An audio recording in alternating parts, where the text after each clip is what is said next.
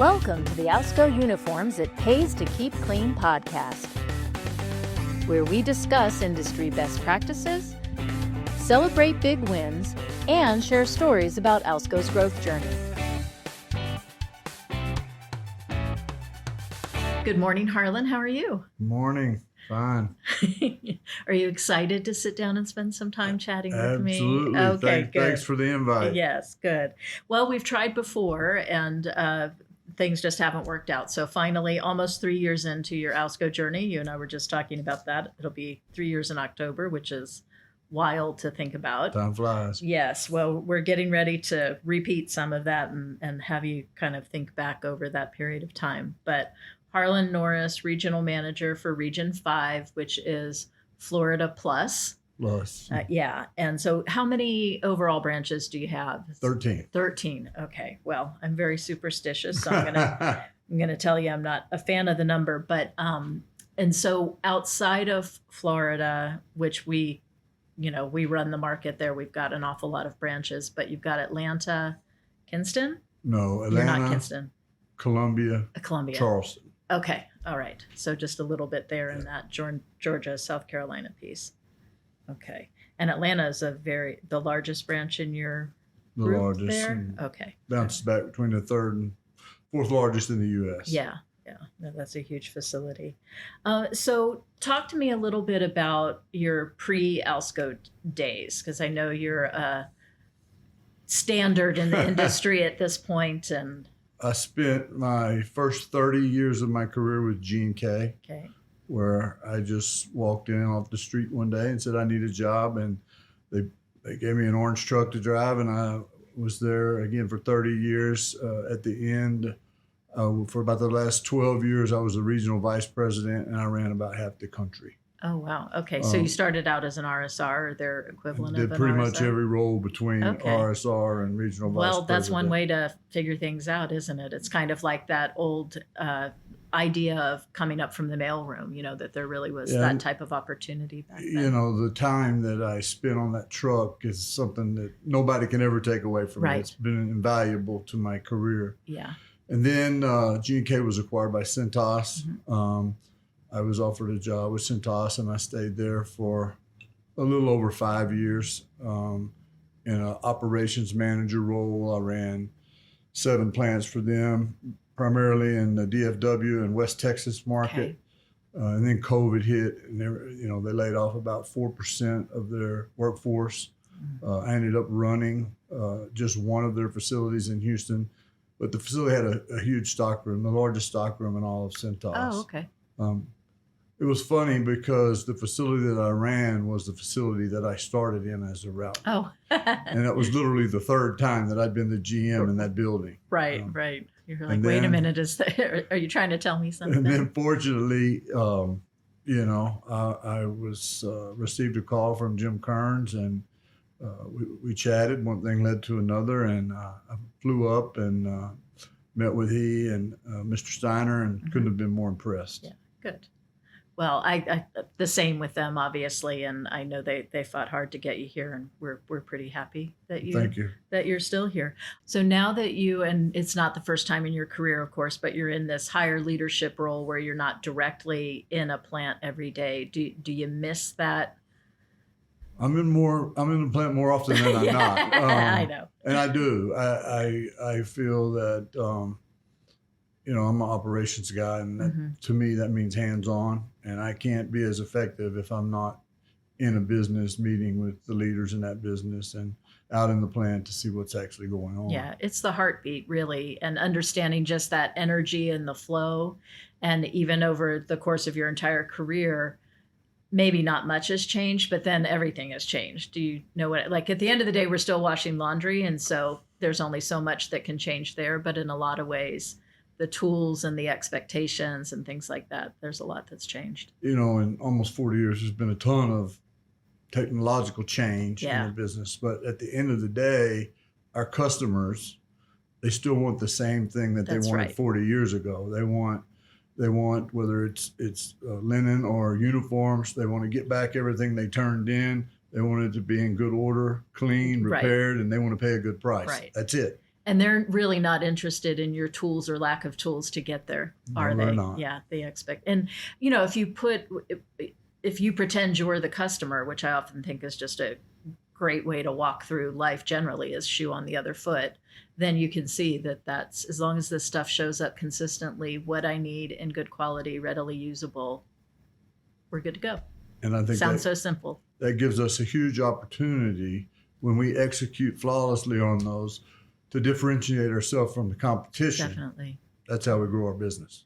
So talk to me a little bit about your past, and obviously you've had a lot of uniform and industrial experience, all mixed plants really that you're in now, heavily F&B in the Florida market. I know they're trying to turn the corner there, but at the same time, that's what we're known for. So like attracts like. How has that transition been for you, walking into a plant and being, is it a lot different or not that? It's not a lot different. Mhm. At the end of the day, we're in the relationship business. Yeah. We're in the relationship business with our customers. We're in the relationship business with our employees. It was more of a scale issue. I had a couple of plants in my previous life that had ironers in them, and we did do linen. But Okay. I'm talking about a plant that had one iron, Right. not seven. Right. Yes. So it was more of a scale issue. But again, we're in the people business. And then, so I know recently here we had a first aid initiative, and over the course of a long time, we've been trying to get more RSR route sales going, particularly with all fresh items, first aid kind of being a subset of that. And so we've tried different things to try and get that to stick in this first aid initiative that we kind of started in Q4 of last year and has gone in. I hear that there might be some winners in your overall region. There's a few. Region Yeah. 5 did extremely well. I'm Yeah. extremely proud of the entire team. The group, the GMs, we sat down when the program was rolled out and decided we're gonna jump into this thing with both feet, and they Cool. couldn't have executed any better. And again, it's about how do we communicate to the team, the RSRs, what's in it for them. There was a pretty good carrot there for them to earn some extra compensation, but it was led by the GM team, and you push that down to the service managers and the DMs. I couldn't be more proud of the job they did. Do you think that some of that or all of that, and I don't necessarily mean the first aid that's already been placed, but just the mindset around product sampling and product placement will stick? I hope so. Yeah. I'm a firm believer that in the route room, as I tell the guys and girls, you always got to have something going. Yeah. There needs to be some activity, fun. Let's have some fun. Don't just beat them up about sell. Let's have some fun. Let's celebrate the Right. wins. And then it's how do we get the entire team participating? That's critical. Yeah. And I think just the esprit de corps, but also the spirit of competition will get a lot of things going, So the RSR group in general, I think, is an interesting group because 90% of their day, 80% of their day, somewhere, they're lone wolves, right? They're out there doing the job by themselves. And so it's easy to disassociate from the larger team.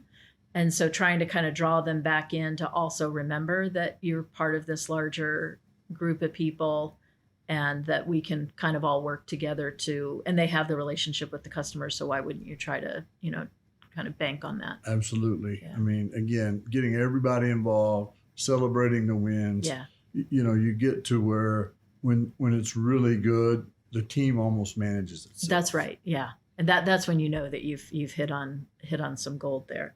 Well, that's exciting for you all. I think of all of the regions, you all really did hit it out of the park, and maybe not the region where we might have expected it to be that easy, and not even that it was easy. You put a lot of intention behind that. The results show. Thank you. Yeah. Focus matters, right? Yeah. So also in your region, so you've got 13 branches, which means 13 general managers, and you've had some leadership changes over the course of the year for a variety of reasons, people kind of moving around, relocating. How has, probably took you a while to kind of get the feeling that you had your team going with your general managers. So then how does that work when you start to insert different people into those roles? Well, I'm very prescriptive about who I would bring into a role and conscious of how they would mesh with the group. An example would be we got a new GM in Naples, Wanda Joyner, who's the only female in the group. Yeah. And I couldn't be happier with how she has meshed with the group, for example. Have a mix of some GMs have been here 20, almost 30 years Right. at Alsco. Right. And I was the new guy, and there was a feeling out process that I had to take care of. But I couldn't be happier with the team and the way that's all transpired. They as a group are really starting to come together and put up some good numbers. Yeah. And so let's talk about the sales component. Dave Carmen is your NSM, and again, he's been with Alsco for a long time in a variety of roles. And you kind of get, just like you did with the GMs, you kind of got, here's your team, make the most of it, which is different than building your own team, of course. But I'm sure that's not a new position for you to be in. But Dave kind of would have been part of that auxiliary team or support team. Talk about that relationship and how that extends into the branches today. Sure. It was a little bit of an adjustment for me because in my previous life, I had control over everything. Right. Yeah. Sales reported directly to me as the regional vice president. Yeah. So the also structured, Dave is dotted line to me. I did a presentation yesterday in front of the executive group, and I joked about Dave and said that, our relationship has gone from contentious to civil to now we have a true partnership. And we do. I talk to him every day, just about, and it's come a long way. And I think if we're not on the same page, the results are going to show that. Right. So how has that, how are you seeing that show up either in growth meetings or in individual branches? Are they embracing the sales team more and sales embracing operations more, like really trying to figure out what kind of growth can we handle in this facility? What kind of growth looks best for us, et cetera? I think that, I always go back to the numbers, the P&L. That's our ultimate report card, and it looks really good. Yeah. But it will be in the near future that you and I will be having conversations around capacity issues because the sales team is executing at a high level. Our growth in Florida is double digit, higher than it's been that I know of ever. And I don't see that stopping anytime soon. Well, it's such a dense market. And again, you're also in that Atlanta area too, another dense market. And I think Chad Claybaugh, the general manager there, I think they have 5 depots or something. I mean, their geography is pretty widespread as well. And this is for me, it's the problem you're hoping you get to solve, right? Because it means that the sales team is being wildly successful. They are meeting or exceeding their marks on a continuous basis. And so, let's go solve that problem. I've always said nothing good happens if you don't hit your revenue. Right. And if you're growing, that gives you a lot of opportunity. Yeah. If we're growing at a double-digit rate, it's not much of a stretch for me to ask for new trucks because I need them. Right. It's not a stretch to ask for new equipment because we need it. Right. And Jim and Andrew, they've been great. Yeah, and you're going to make good on the promise of that capital expenditure, and they can see that in the numbers. So you're not crying wolf around it. You're taking good care of the equipment when you do get it, because those tools are only going to be as good as you give to them. Absolutely. Yeah. So the other thing about Florida and maybe other areas too, of course, but a lot of seasonality, as you know, and weather events that seem to be. Don't even say the word. I know, I'm not going to use it, I promise. What I'm going to say is it seems that at least some of the areas of the country that didn't seem to have some of these weather events, so maybe they're giving a little relief to Florida. But how do you consistently run a strong business around those, kind of force majeure items that are out of your control? Well, we have to be ready, first off. We just had a conversation last week about our strong results, and we talk about momentum a lot. We've got to really put our foot on the gas today because come August and July, who knows what's going to happen. Yeah. But if we're far enough ahead, we can weather that. Then each branch has a plan, hurricane plan in Yeah. place that You said it. I didn't say know it. that we'll start executing on ahead of time. Yeah. And I'm well versed. I lived my whole life on the Gulf Right. Coast of Texas, Yeah. and when I got this job, I told my wife, I said, now I not only have to worry about my own home, I've got to worry about the whole state of Florida. Yeah, the entire coastline. That is a long one. And so that certainly is one out of your control, but not out of your influence. So you talked about just planning, preparedness, being and staying ahead. And then what about the seasonality? Because that maybe is a little bit, you can't control when the season hits or how big it's going to hit, but you can control the dependency of your business on it. I think that we've talked about that a lot, and I think the sales team has done a nice job. We have a concerted effort to expand our non-F&B line, healthcare, industrial. Both of those have and will continue to help us minimize that huge seasonality swing. Yeah, definitely. And healthcare, I would imagine, is probably very dense in Florida, particularly southern Florida. What are you finding in terms of an industrial market? Well, certainly we're not the big player in the Right, industrial market. But we are making headway. I was on a very large sales call last week, which I think will secure, which will bring in over 1,000 wearers. But back to our previous point, that comes with cost, and we have to make good and do our part to make those profitable, because we'll have to get new equipment in our plants. We'll have to get new trucks to deliver this stuff. Yeah. It's interesting. I find it to be a fun puzzle sometimes, but it's also a frustrating puzzle if you get a large account or several large accounts or whatever at one time, which pushes you into I need more equipment standpoint.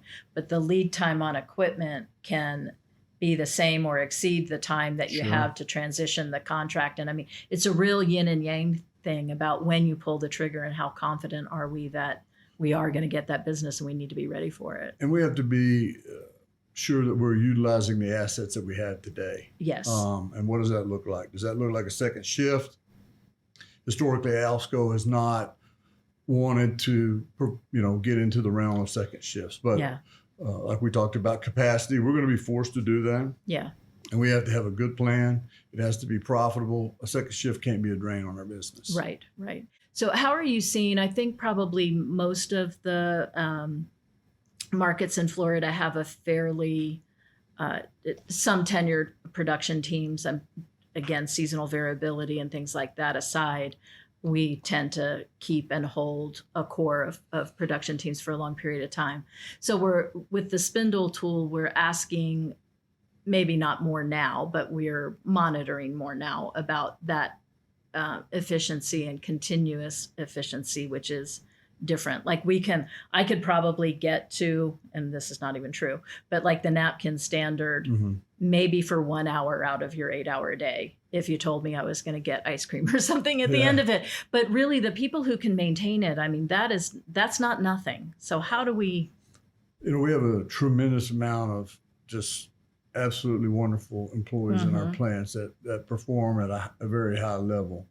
And we want to reward them for that. Yeah. Labor and talent is the one thing that keeps me up at night, really more than anything. Where are we going to find it and how are we going to get more of it? Right. And we've got to have, our leaders have got to do a better job of utilizing the tools that we have, a spindle, which is, our main tool to manage productivity. If we have got, our PMs have got to be spindle gurus. Yeah, definitely. And people gurus too, is because it's the using of the tool, but also how do you motivate, coach, manage to a really good conclusion. I think I mentioned it earlier, we're in the people business. Right. And managing the people component, especially, a plant that has 100, 200 individuals. Yes. That's a tough job because they can't all be managed the same way. Right. But at the end of the day, it's about being fair and consistent with every single one of them. And we're often asking a lot from them too. I mean, we're asking you to be highly efficient in the job that the primary job that you're performing, but almost for every job, there is a secondary or tertiary role as well, right? I want you to pay attention to quality, but I want you to be fast. I want you to be attending to the rags and riches, but I want, you know what I Sure. mean? It really is a little bit more complex than it might at first appear if you just do a plant tour and you're like, oh, that looks great. You could bring a new person in, no problem, and have them making a contribution immediately. While we've improved with what I'll call employee engagement, I think we could do a lot more. Yeah. You know, my goal, especially in Region 5, is, I want that to be the best place these people have worked. Yeah. I want Alsco to be the best job they've had. And the onus for that is on us as leaders. Absolutely. And I'm not talking about having a big event every week. There's small things that we can do on a consistent basis, but we talk about it a lot, but we got to get better at it. Yeah. Well, there's always room for improvement with all things. So last question for you. We're just finished Q1 of 2026. Good results pretty much all around, of course, areas that we want to improve and have to keep our foot on the gas.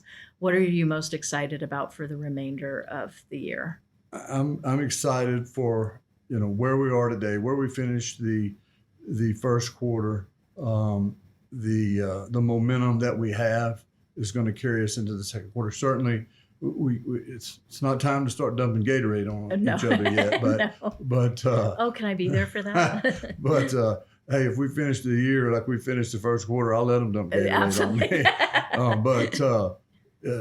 But just the excitement of what's next. But we've got to keep the momentum going. Yeah. Okay. Well, I look forward to seeing that happen. I really think you're the right leader for the right job at the right time. So, and you've got a good team behind you. Absolutely.